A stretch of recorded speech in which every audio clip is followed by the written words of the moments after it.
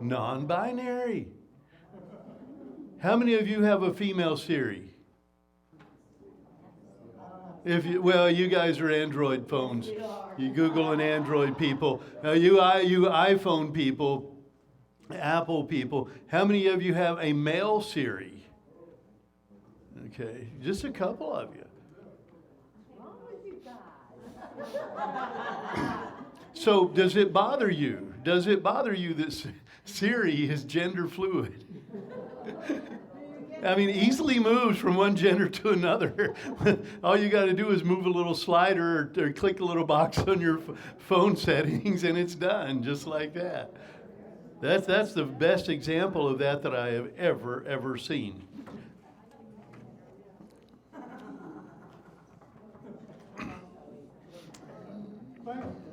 Well, you heard it first right here.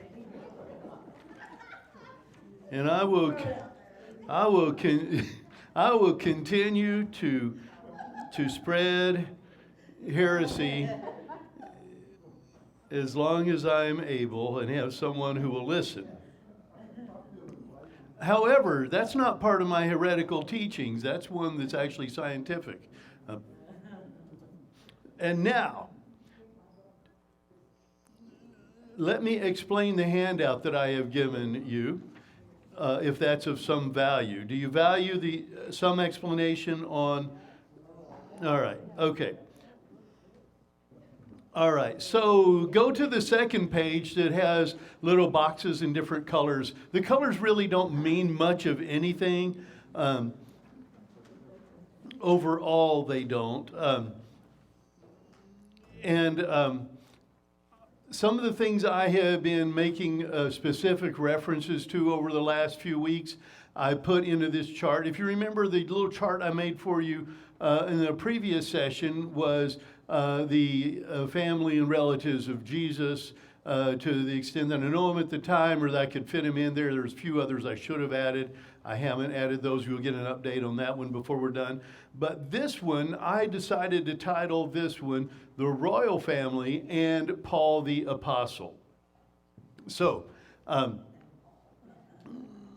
there is a connection, and if you want to make that the focal point of this, Paul is over on your right-hand side toward the bottom, and if you will look at his parents, you will find Praxedes is his mother, and Davidus is his father. Davidus is a Jewish man who was a Roman centurion, who was a freeborn Roman citizen as a Jew, and he got into the Roman military and was actually sent to the land of Judea, as you know, at Israel. And he was actually, in many accounts, the centurion who was referred to, who sent to Jesus, and the people had great respect for him, and they said, he has done much for our people and even built us a synagogue. In many accounts, he is listed as the centurion who did this. But he was married to Praxedes, and I do not know how many other siblings Paul had out of that relationship, but Paul was born of those two. Davidus died, and his wealthy widow, Praxedes, actually remarried,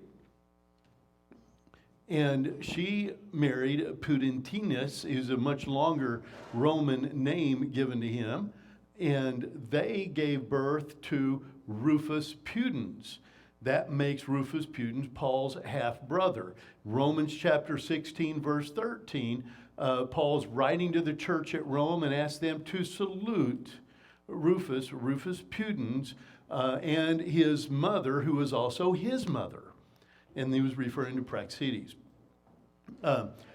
And so that's the family of Paul. And then you'll notice that Rufus, Paul's half-brother, is also how Paul gets connected to the British royal family, because Rufus marries Claudia, the daughter of Caractacus, or depending on which spelling or pronunciation, Caradactus or Caractacus. I tend to have a preference for Caradactus, but Caractacus seems to be the more common spelling and reference on that, so I used it on this. We'll get into that a little bit more, those relationships and so forth, and the timing of how a lot of that came about. Let me also mention, though, on this briefly, I will make a little bit of reference to Paul's aunt, Priscilla, who was Praxedes' sister. Praxedes, the mother of Paul, her sister Priscilla was there in Rome, and also a lot about her in his history. There are some omissions in the little chart that I've made. It's not incomplete. There are, it could be a gigantic web of relationships, and I've a truncated version of it that I've left here. And I still have a couple of omissions. One of those is, as you see, Rufus Pudens and Claudia. Claudia was her renaming after she was adopted by Claudius Caesar, but her given name was Gladys. And I've listed them as having three children named here. Pudenciana, Praxedes, who was named for her grandmother. And notice, she is the daughter of Rufus Pudens, Paul's half-brother, and therefore Praxedes, who is Paul's mother, therefore is also her grandmother. You follow this? Right? It's in the chart. It's all there. But I've listed them as having three children. There's actually four that I've uncovered historically, and I failed to name the other one. Novatus was a son. Timotheus is another son that should fit into the mix here. And another omission that I have, I want to own right up front, is Caractacus. I don't know how many siblings he had, but one who has some connection of significance in our lessons here that I had too much dinner, that I should have included here is Pomponia, who is a sister to Caractacus.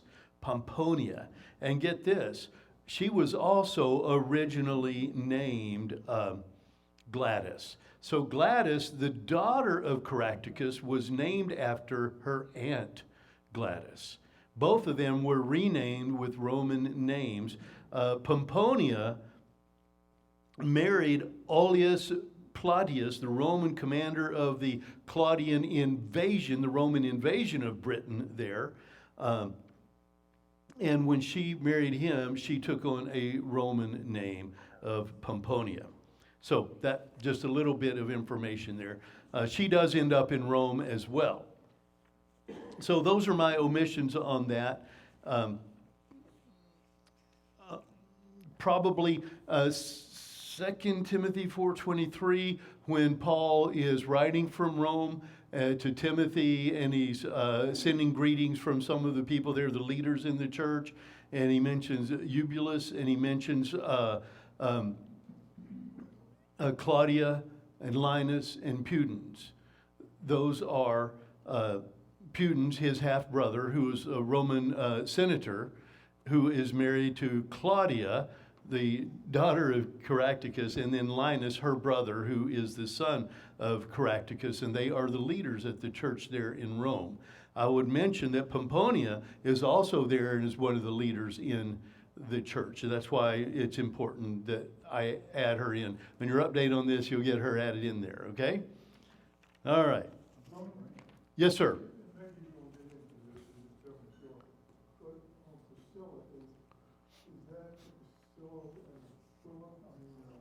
I do not believe that it is. I believe it's a different Priscilla. The reason being, the Priscilla and Aquila that you're referring to there traveled with Paul on his second missionary journey, if I remember right. And this would not have been true of her. So I'll need to do a little bit more research on that, but I am like 93% sure it's not the same Priscilla. Okay? Yes, ma'am. Bran, or bran, whatever you want. It's not raisin bran. But He's the father of Caractacus. He was still alive, and when Caractacus was brought to Rome for 7 years, he actually came with the royal family then. Caractacus had already taken the throne, and he had basically laid it aside himself. But he traveled to Rome for that 7 years and then returned to Glastonbury or Cornwall there. Okay? And I don't know yet, in my research, some areas I haven't delved into enough yet, and I apologize for that. I do not know who the wife or mother of Caractacus are, either of those two people. I need to do some more digging to get to that info. For some reason, they don't. I mean, we have so many females who are prominently reported historically here, but there's others that are so obscure that seem like they should be very significant. I'm having trouble finding info on. So I did 2 pages for your handout tonight. The first one, I just kind of put together a list of dates and some events that happened, but they didn't all happen at the same place with the same people. I just wanted you to get an idea of what was happening along this timeline as things transpired. I'm going to talk through that a little bit and fill in some details. And then on the other page, I just wanted you to see, from those references that Paul makes and everything, they're just very brief references in Scripture, and yet they define a vast network of people who were historically of great significance, not only in terms of royalty and so forth, but also in the history and leadership of the church in the first century. That's pretty important stuff, isn't it? So we'll get into more of that, and pardon me if I repeat stuff that you've got in the other heretical sessions with me. I tend to repeat some of the same stuff, and this takes a while to sink in, mostly because you've been taught something totally different all of your life, and for something new to come along and actually absorb into your brain cells might take mulling that over a little bit. It's a startling discoveries, really, but for me, pretty positive discoveries to start learning about a lot of these people from the Bible. So going to the timeline on the connecting people, places, and dates, I put in AD 37, Joseph arrives at Glastonbury. To which Joseph am I referring? Joseph, you guys are so good. You've taken my names for the Josephs. Joseph the Tin Man. All right. Joseph the Tin Man had what relationship with Jesus the Christ? Okay. First of all, he was Mary's brother. Okay, therefore Jesus' uncle. The earliest records show him as being a slightly younger brother to Mary.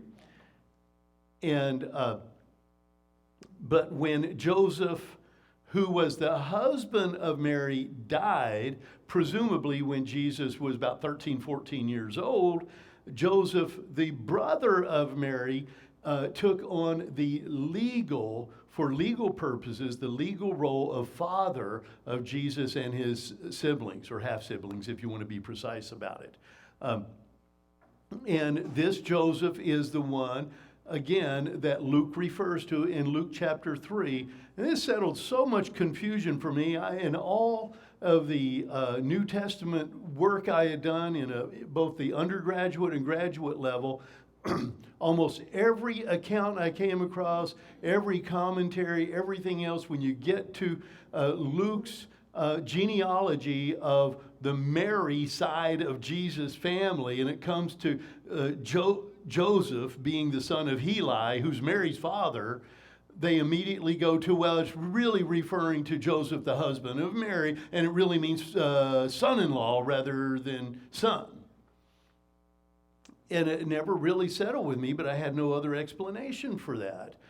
And one day it occurred to me, well, Luke is a New Testament writer. What do we know about Luke as a New Testament writer? He is probably the most precise about historical details. He will always add in a calendar event that will give you the correct dating for something, or he will add a qualifier to let you know who the person is or is not. Like when he said, Judas, not the Iscariot, did this. I mean, Luke is precise about details. He makes sure you get it right. Now, of course, us being a couple thousand years after the fact, we don't know all the things that were just automatically assumed among people at the time, so we don't know any of that, right? Just like in a lot of our families and so forth, there's people who might have the same name or siblings who have a different parent. There's all sorts of things like that take place.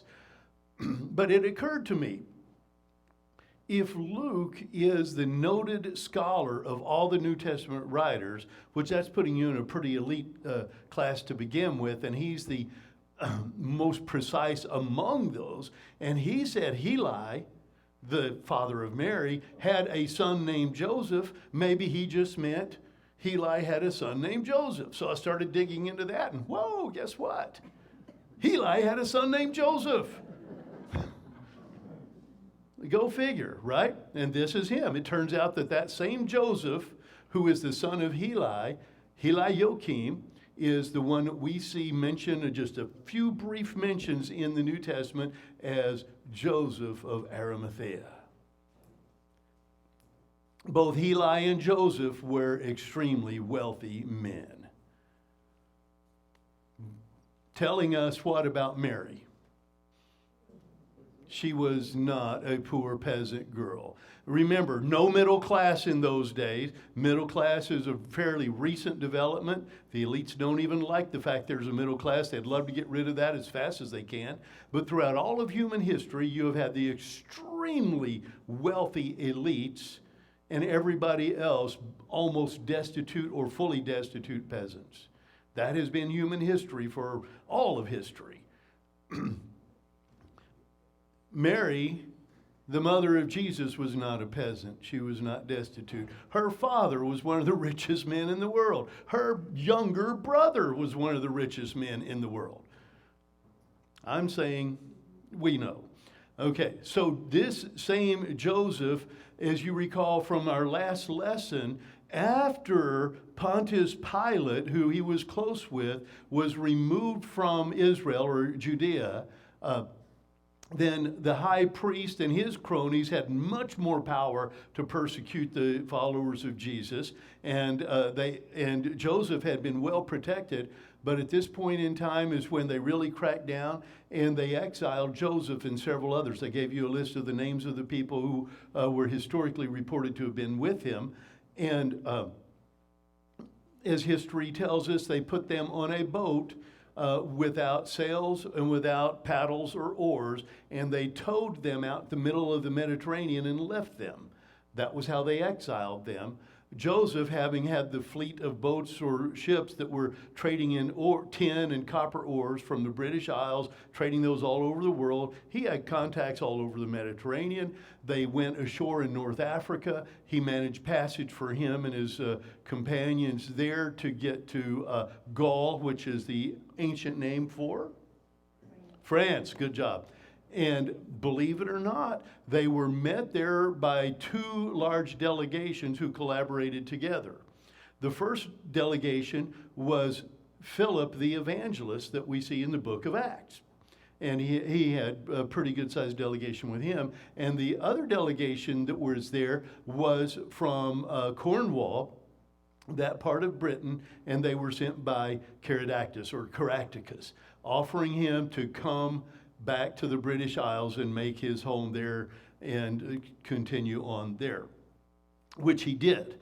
And he arrives there in Glastonbury about 37 AD. That's when this took place.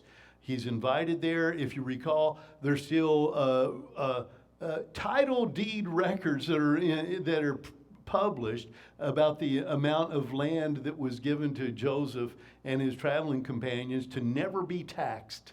And that is still on the historical records there. But let's move on. He gets there. One of his great purposes there was to go and to share about the resurrection of Jesus and the gospel. Y'all remember the song that we shared? I've shared the lyrics with you once, and then I had even a modern popular recording of the song. What was the name of the song? Joseph was a tin man, exactly, and it was about his time in England when Jesus was a lad and traveled with him, right? And but the big message of that was that he planned to return there later on and stay there. It was the land that he loved. And he does end up back there and begins sharing the gospel. Close connection with the family of Caractacus. And what it's reported historically that his very first baptism there was the daughter named Gladys. Now, we have at least 4 siblings there, but Gladys was the first baptism. I believe the others probably were too. Linus probably about the same time. And if you look on the chart, Sinon and Jurgen were another son and daughter. But eventually the entire family was baptized by Joseph, and a pretty booming, growing church right there in Cornwall in the first century. As a matter of fact, this is one of the first known thriving congregations outside of Israel in the first century. And to many people's amazement, it predates the church at Rome, interestingly enough. And so Joseph begins that, and in AD 37 is already teaching the gospel there, baptizing people. And from some of the others there, if you remember, everyone who landed in France with him didn't end up going to Britain. Some were going off and sharing the gospel in other parts of Europe. And there were like 100 and some odd helpers sent to just assist him with all the people who were coming there to learn and to be taught. And Joseph ended up starting a great school there. And he was basically training people and sending them out all over the world as missionaries in the first century. Amazing stuff. And then let's move on down our timeline. About a year prior to Joseph arriving there and beginning his teaching work in Glastonbury was Saul of Tarsus' experience on the Damascus Road, his conversion.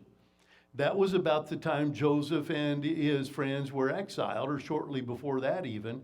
But notice, Paul is just now having his conversion experience a few months before Joseph is already in Glastonbury in Cornwall, England, and teaching the gospel there. Now going back to the British area,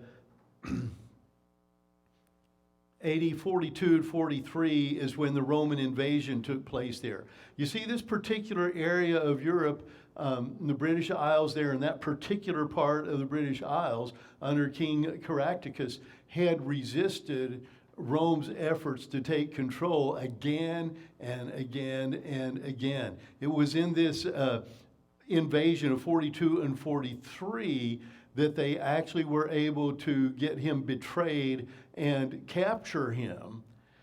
And this is where all this connection between Britain and Rome begins to take place. You want to recap on that, real quick recap? So if you recall, Caractacus was a great orator. He was a brilliant man and strategist, and they brought him to Rome initially with the intent of executing him. And brought him out, and he made a speech before the Roman Senate and much of the public there, and it was amazing. You can actually look up, it's published, his speech. You can read it, but it's pretty profound, and he made such an impression on everyone there. They said, we can't execute him. He's better than us, you know. So what was decided was that they would bring him and his immediate family, and they would be held under diplomatic arrest, let's say, in Rome for 7 years. He came The rest of his family came. That's when Claudia and Linus came. The other son and daughter came. His sister, Pomponia, also came at that time. Pudens had been part of that invasion under Aulus Claudius, okay? And let's just go through this a little bit. I got a few dates here, and let me see if I can assemble this for you in a way that sort of makes sense. In 47, Claudius is recalled to Rome. In AD 52, for that 7-year stay, is when Caractacus, Claudia, Linus, and the others all arrive in Rome. Now,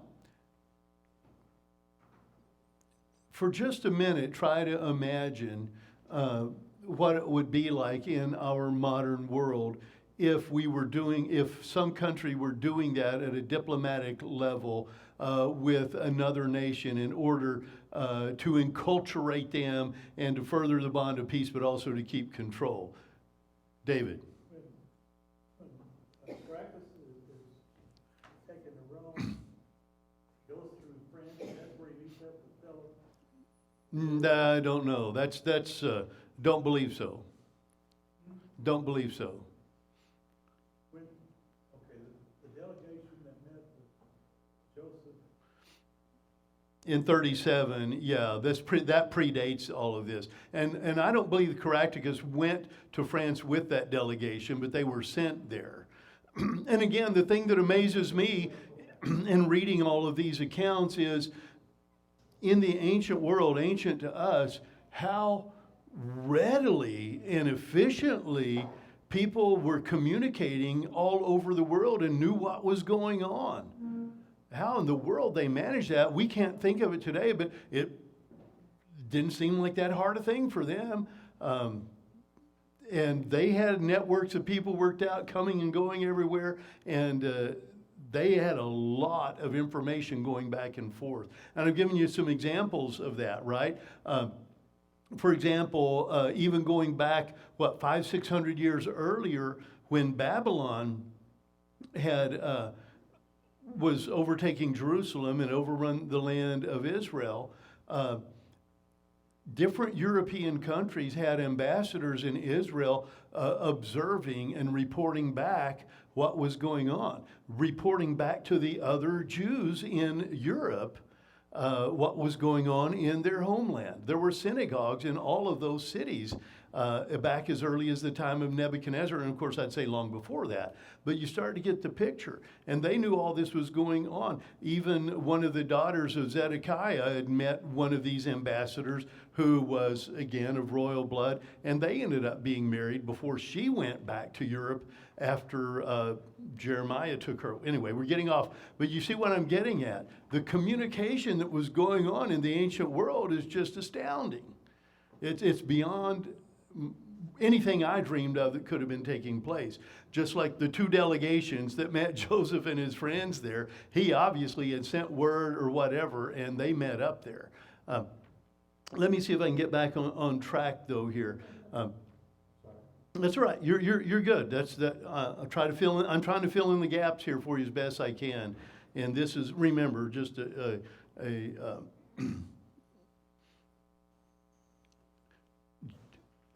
course in heresy. So, but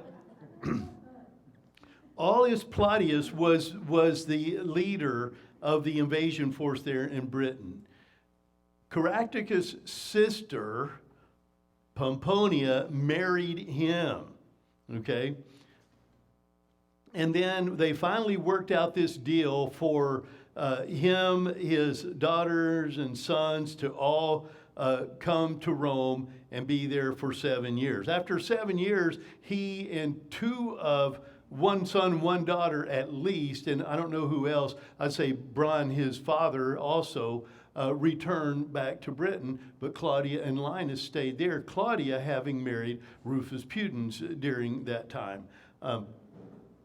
And they became the leaders of that church. Remember, when Paul wrote the book of Romans, he had never been to Rome.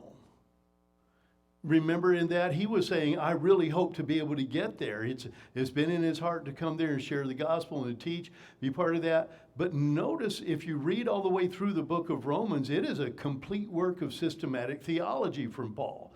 Why would he do that in a place where a church hadn't been started yet? No, obviously, and he's greeting all the different known church leaders there in that book and everything else. And he is establishing his theological credentials and his credentials as an apostle so that the church there will accept him. He does his best work in writing the epistle to the Romans. And so we get that's the case. About a year after they arrive in Rome, Claudia marries Pudens. Now remember, Rufus Pudens was actually part of that invasion into Britain and had become acquainted with Claudia during that time. And it's almost 10 years later that the two of them end up married. And they had a wedding there in Rome. And believe me, a wealthy Roman senator, as he was at that time, marrying a British princess was a big deal. It did not escape historical note or records. The first century writer that I mentioned a couple of weeks ago, Marshall, wrote extensively about the opulence and the extravagance of their wedding. It's easy to find. As I say, so much of this is just hidden in plain sight just because nobody looks, but it's all right there. You don't have to dig that much. So by AD 58, Paul writes his epistle to the Romans. In Romans chapter 15, verse 22, he mentions there that he would, he haven't been there, but he would love the opportunity to get there to be able to share the gospel. In Romans chapter 1, verse 8, he starts off in his introduction talking about their faith. The faith of this church at Rome has been spoken of throughout the world. So, as you can see, there's a pretty thriving, well-spoken of, well-taught church in Rome by AD 58, led by Claudia, Linus, Rufus Pudens, and Pomponia, and a few others. He mentions Eubulus there, who ended up leaving Rome and going to Britain and became first bishop there in the Cornwall area, believe it or not. Okay. So you tracking on this so far, okay?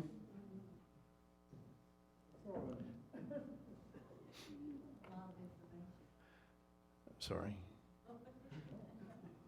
I just don't know any other way to do it. So, Paul, a little pressure here. So, in AD 61, maybe early 62, Paul does arrive in Rome, and he's as a prisoner. Do you remember the story in the book of Acts, how all this takes place? He's trying to get there and everything, and he ends up shipwrecked and everything else, and finally he makes it to Rome. And who was one of his traveling companions at the time? I'll give you a clue. He was writing the book of Acts as they went at the time, and a traveling companion to Paul. Who was it? Luke. Luke was with Paul. Remember what I said about Luke writing his gospel and everything else, right? Okay, so Luke knew what was going on. He was there. Now, once again, Paul's prison is not a dungeon.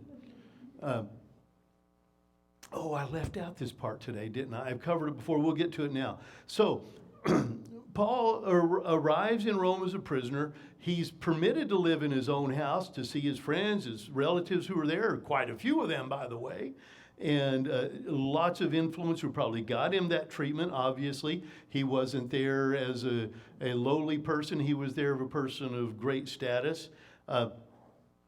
And he is eventually set free and then makes his home there where Rufus and Claudia and Linus and all of them are living. Do you remember the name of the place where they were all living? I gave you a name of a particular building, and it still exists today. Palatium Britannicum. Palatium Britannicum. Okay, And now, Putin's actually had an estate separate from that in Umbria, which I don't know much about, but I'm learning about. Some of the historical records say that there were as many as 400 servants working at the Palatium Britannicum. So my view of Paul being imprisoned in this dungeon with no light and wet floors and rocks and rats and everything else had a major transformation when I learned this. He was living with British royalty in what would essentially be the British embassy in Rome with complete security and protection, right? And so incidentally, this is where the family of Caractacus was taken, and it became the place where the church thrived and grew there in Rome for the first few decades at least. In 63, Paul is actually given his freedom. He's free to travel, free to do whatever he wants. He's no longer a prisoner. Actually, he comes back and is in prison again and ends up executed there under Nero. In the first year of Nero, this takes place. But one of the first things that Paul does as an apostle is he gives his apostolic endorsement to Linus and making him historically the first bishop of the church at Rome. And I realize there are other accounts that say otherwise, but historically, Linus, the son of King Caractacus, is the first bishop at the Church of Rome and was consecrated so and endorsed by Paul in that regard. And get this, kind of a new thing for me. I put a little question mark on this. I'm reading that Paul departs for what they just said for the West. Could have been back to Britain there. He had never been there, whatever. There's thriving church there as well. And that's where all the training of missionaries and sending out of missionaries was taking place in the first century. He departs Rome for the West, but in 67, he returns back to Rome and a year later is martyred or executed there in Rome.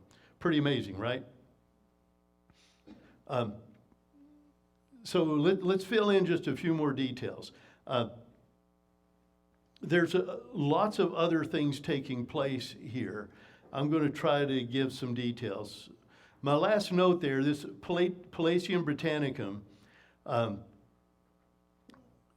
it actually constituted the first Christian church in Rome and was recorded as such by Pudentiana, who was one of the daughters of Pudens and Claudia. Okay, on your little chart there, you'll see that, right? And for 300 years until the edict by Constantine in 313 AD, it was the only church existing above ground in the city. First, that building was known as the Titulus, and I don't remember, it had another name for a brief period of time, and now is known as the Saint Pudentiana, named after the daughter there. So, on some of these others, let me fill in where they fit into a lot of this, because we do have just a little bit of time here, okay?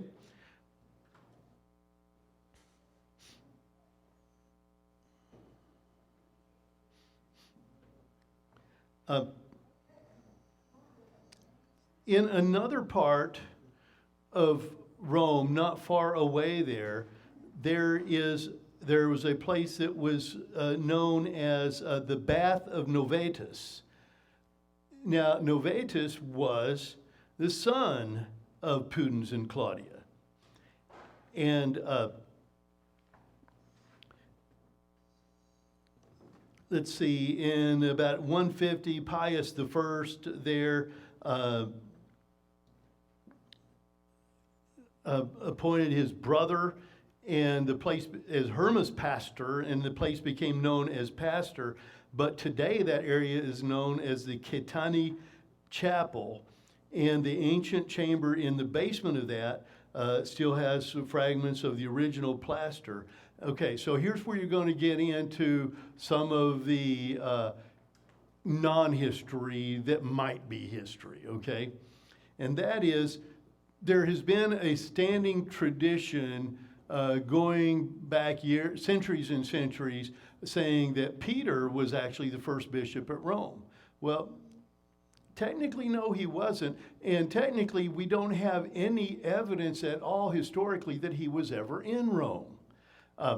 However, I've done some work on that, and the best case we can come up with for Peter actually being in Rome and possibly having an episcopal role or leadership role there, I'll try to describe here just a little bit, okay?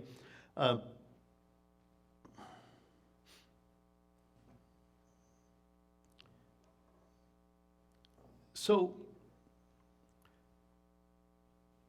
just outside the gate of the city at the time, there was property belonging to, get this, Priscilla. Now, the Priscilla I mentioned, who is she? She's sister of Paul's mother, making her the aunt of Paul, right?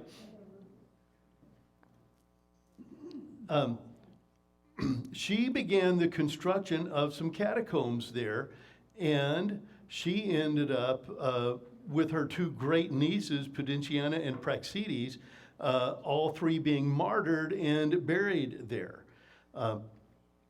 There is a fresco, kind of an art piece there that depicts those two with an individual that was reportedly St. Peter.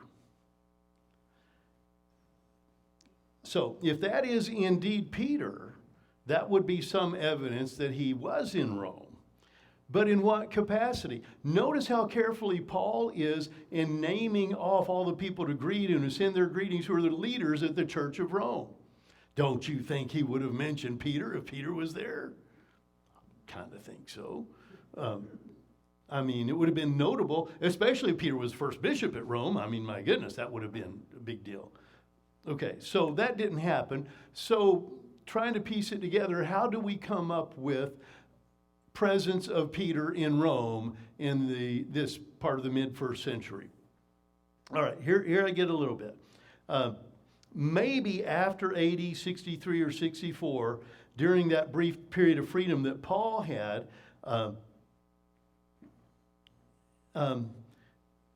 and then to 68, when both Paul and Peter were said to have died or been executed during that time. Paul could have been away. Some have said he went west during that time. And it's possible Peter may have visited the city during this time, but not necessarily the founder of that. Now, here is the most plausible explanation I can come up with. Again, the evidence is pretty slim on this, but this is the best explanation I can come up with. And I'm not even coming up with it. I'm finding an explanation that historians have put together, and they are putting a little disclaimer on it too. And yet, here's what I've got, okay? That there was actually another congregation that started meeting about the same time the church at the Palatium Britannicum started meeting. Even in the Acts chapter 2 account at Pentecost, the vast list of people who were present there, one category was called strangers of Rome. Okay? So it is entirely possible there were people there at Pentecost who returned to Rome, who would have been Jewish, returning to a synagogue type situation there, right? Priscilla now has been mentioned several times as offering her home up during this early time, and that would have been where the Jewish followers of Christ began meeting. So potentially there is the church at the Palatium Britannicum, and there is another practically hidden church among the Jews at the home of Priscilla. You're following that, right? And formed a whole separate community of faith. And as Peter referred to himself, the apostle of the circumcision, and Paul being the apostle to the Gentiles, we could get that that's where he would have connected and ended up had he gone there, okay? So it's possible he came and met with that group of Christians during the early years. And now, here's how I put this together. I have more trouble coming up with him as bishop than I do coming up with him as having ended up there for a brief time. Linus was consecrated by Paul in 63 AD. Shortly after that, Paul supposedly left for the west.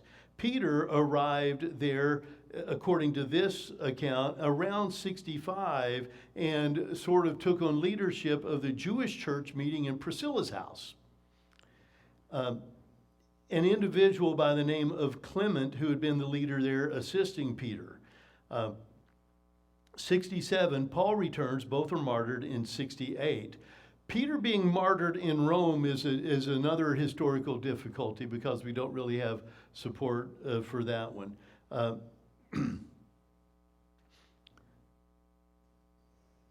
So let me see if I can get this information here together.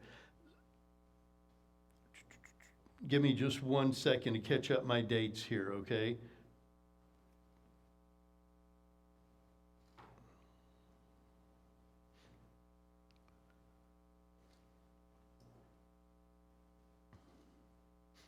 So I think what we have is after Linus died, there was another bishop there who was named, and then Cletus after him, who became the third, no, I'm sorry, he would have been the second. Clement, another Clement who became the third bishop there. And at that time, the two churches merged together, the Jewish church with the Gentile church, and that would have been around 70 AD, right in there.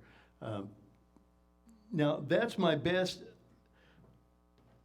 account of Peter ending up there in Rome. The best evidence to support that would have been a depiction there of the two young women with a man that was claimed to have been Peter, okay? It could have been. What was really interesting to me is that there were actually two churches, one very small one among the Jewish population, and another Gentile church led by the British family started there in Rome, both of them functioning. We get into a few confusing things there with which members of the royal family returned to Britain and which ones didn't. The best I can tell, there were 4 who remained, and that would have been Claudia, Linus, Pomponia, and Rufus that stayed there. And yet, you've got Caractacus there for 7 years during this time, his father there for 7 years during this time, and they didn't just lay around and do nothing for 7 years. They knew people, they did stuff. They did the kind of stuff that everybody does. Plus, you have the other son and daughter of Caractacus, and maybe some others there. But during the time of Nero, we have Priscilla and, let me get to my chart here so I can get their names just right. The 2 daughters of Pudens and Claudia, Pudentiana and Praxedes, who were martyred, buried there in the catacombs, and Novatus later killed as well. Of all of them, as I understand it, the one who lived out her life in peace was Claudia, and went back to the estate in Umbria of Pudens, and that's where she eventually died, an older woman without being martyred. What's that? No, that's in Rome. Yeah, Pudens is Roman. Yep. She's the only one that I can tell. Let me see if I got.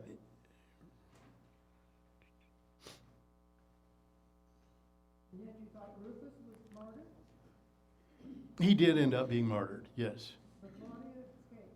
Yep. That's the best I can tell anyway. But notice this. The horrible circumstances that brought the royal family from Cornwall into Rome, basically as prisoners in chains, turned out to be the greatest blessing ever in starting the church there and spreading the gospel and making all of those connections. Just kind of like Joseph ended up being a slave in Egypt, and yet God put him there for a specific purpose. God works in all these different ways to put people where they need to be and to accomplish what God wants them to accomplish, right?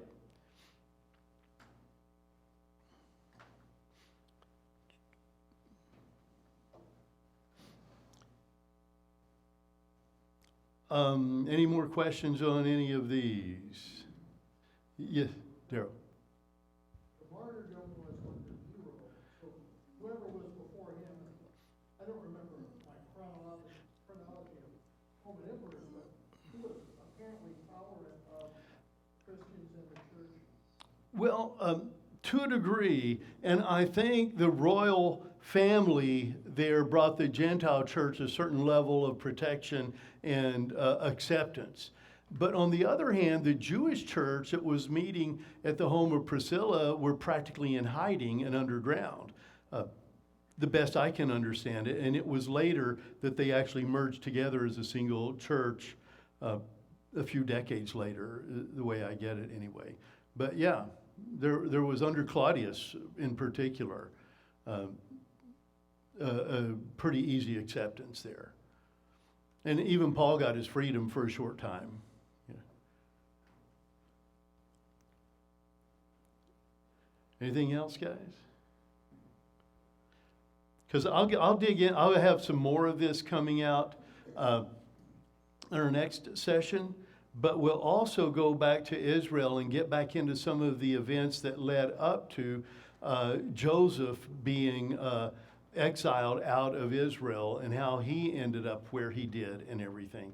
Because everybody here hasn't caught the earlier sessions where we talked so much or pretty extensively about Joseph and his merchant career, his trading and his wealth from all of that. And that's a big part of all of this too, you know. That again, God put him in that position. He was a Roman official. Remember the Nobilis Decurium, who was the manager of the Roman mining districts. And we'll get back into that. We'll get back into some of the smelting houses where you got the ore there in Britain and who was running those and how that took place. So we've still got a few sessions to fill in some of those details.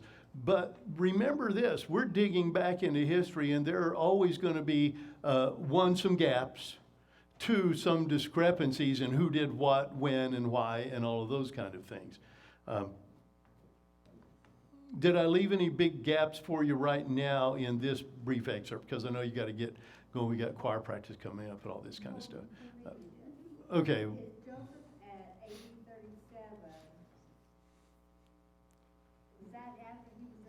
Yes.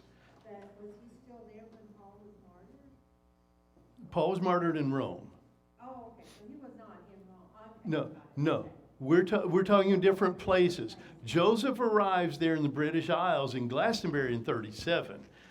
There is a possibility that in that brief gap where Paul had his freedom and the vague reference to he left to go to the west, where Paul may have gone there. Because he wouldn't have had much of a relationship with Joseph prior to this because, as you recall, he had his conversion just a short while before Joseph was exiled. He would have been on the other side of things. So they wouldn't have had a relationship. But he may have, wanted to make that connection while he had the opportunity. That I don't know. So, Mr. Potter.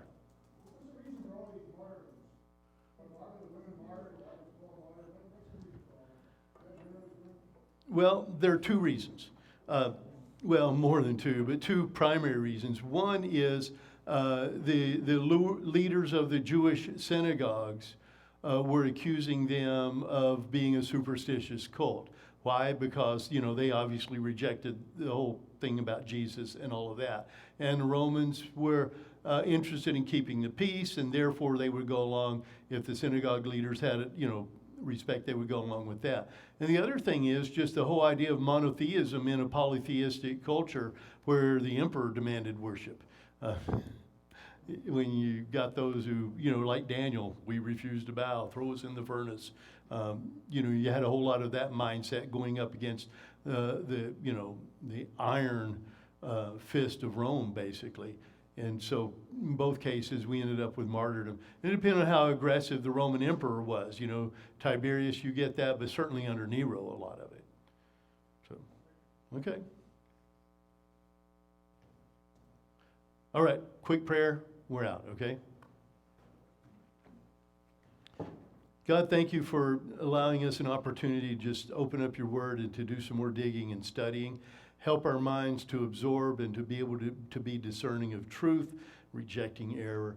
And God, we ask that you help us to be willing learners as we discern the truth and your Spirit guides us in all of our studies. And you help us to increase in our knowledge of Jesus and our fascination with what you have done in so many lives throughout all these years. In Jesus' name, amen.